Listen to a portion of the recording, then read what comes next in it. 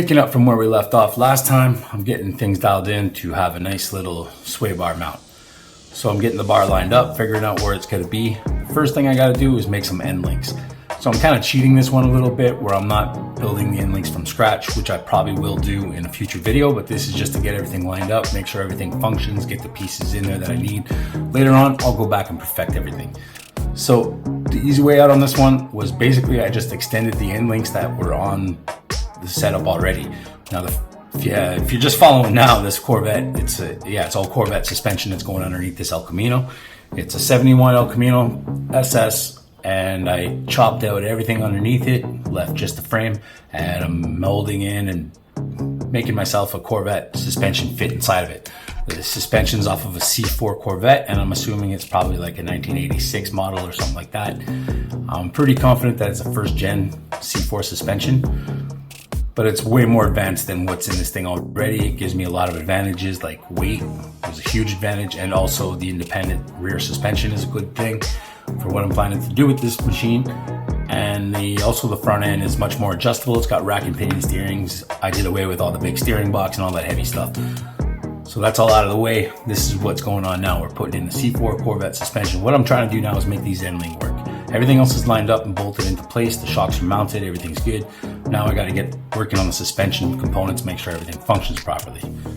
So I made these end links, seems to work, seems to fit. Just double up, do the same exact job on both sides. And then we're gonna have to figure out some sort of way to mount these sway bars down real good. As you can see there, the shocks and everything, go back to the previous video. That's where I did the brackets for the shocks.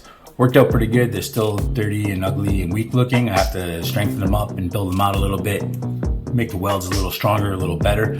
But that's all part of the game and getting into it. Now, I did have brackets for those end links, for the sway bars rather, to get around those big bushings, but I decided to make my own.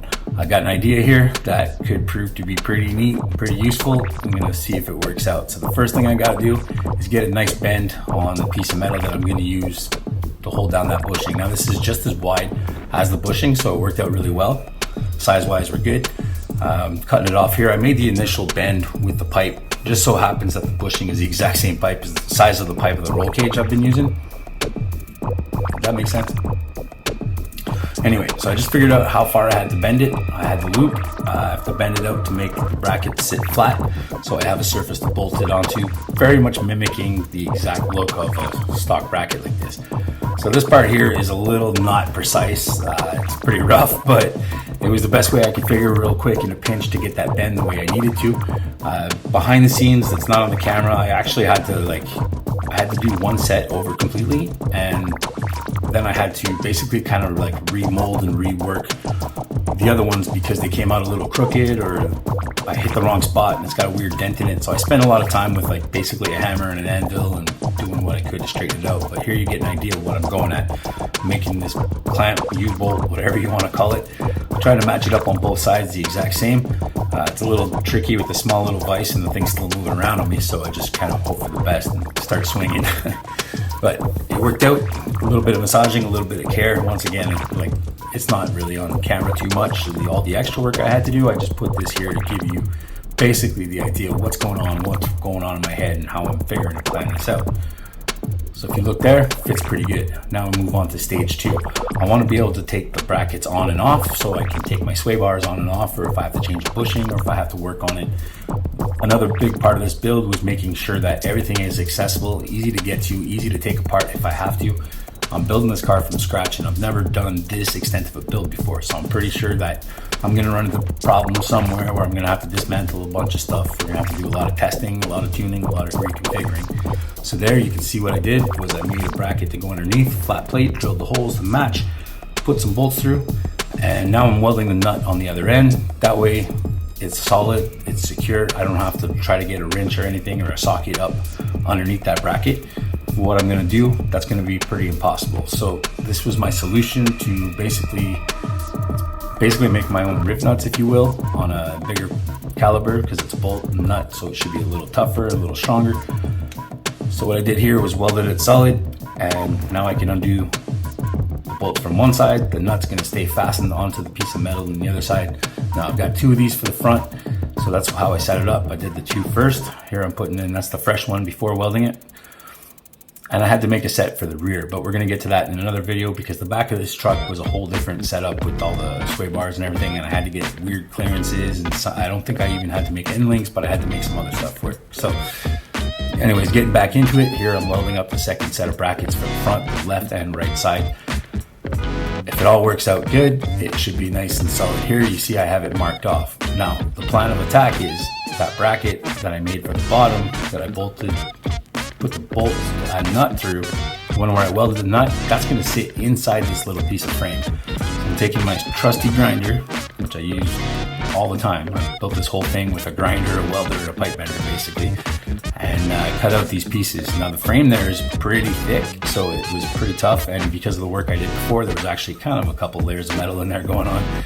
So I had to use the hammer to knock the piece out, but once it was out, pretty much had the size down pat. Now with the grinder, I'm getting pretty handy with it, pretty good. I can cut my lines pretty straight. I'm getting pretty accurate. So when I go to drop this piece in, it fits pretty well. There's a few little clearances issues here and there, but nothing that I can't clean up with the flap disc, and that's exactly what I'm gonna do. Here you can kind of see, you get the idea of what I'm going for, right? See what's going on here? I weld that piece in, and all of a sudden I have a place to fasten it directly in the frame. Nice, smooth, nice, clean. Nothing to work around. Right there in your face, you gotta take it apart. You can take it apart, no problem. Eventually when it's done, it's gonna have proper bolts in it. Of course, these parts will be powder coated. So here, I took the top bracket off just to get it out of the way, and I didn't wanna accidentally weld it together. So I can use these top bolts to hold the piece in place while I weld it.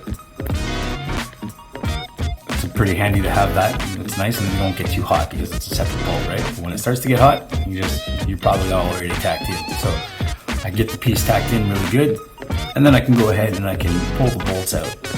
The bolts have that little nut on it just so I don't have to drive it all the way down to the bottom. It keeps it kind of cleaner. And then when I was welding the nut onto the piece, if there's a little bit of thread coming out, if there's too much, you could damage your bolt and have a hard time getting it out. So now I take the bolts out, the plates are all welded in, everything looks good. Just gotta take the flap disc to it, smooth it out, bring it down a little bit, make it all look really good. Ideally, I would want to have it look like it's factory part of the frame, as if I didn't do anything to it. All you see is metal, the two holes that are threaded. Everything looks cool. Gonna do the same exact thing on the other side.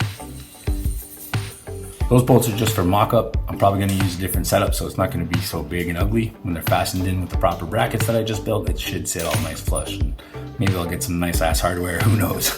But moving this, doing the same thing on the other side, taking that flap disc, moving it down, bringing it all nice and smooth, grinding it, throwing some sparks, just because that's what I like to do, and smooth and mold this thing, make it look like a factory piece, hopefully even better. It's gonna function better, it's gonna be a lot cooler, it's gonna be a lot faster, it's gonna be a fat machine when it's done. Now I do a final test fit, and of course it's a lot of like, sway bars are tough, right? You gotta push them and move them, and anyways, I digress. That fit, that worked. So here I get to put the pieces back in, putting the bolts down, gonna lock it all down and make sure it all sits nice. I can't recall if I actually filmed it, but I did put the wheels back on it, put it back on the ground and jumped on it to see if there was any movement, and everything seems to move out really good. It's gonna be very different once I get the motor and trans in it, because that's a lot more weight on there. These are Corvette sway bars. I'm not sure about the weight and what the weight difference will be from this project when it's finished and how it's gonna handle, but I imagine it's not gonna be too far off, because this, yes, it's an ElCamino, it's a 71 ElCamino, a big boat of a car, but I did really strip it down to nothing. There's pretty much no weight left in it. The heaviest part of it is the roll cage and the frame that was there. Everything else is gone, interior parts. So bolt everything back together. Like I said, make sure it all works, locking this down.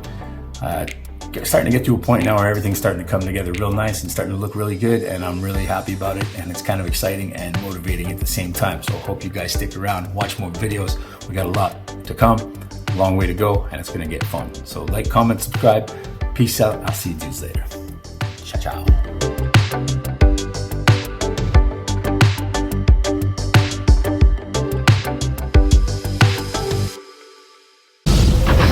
If you come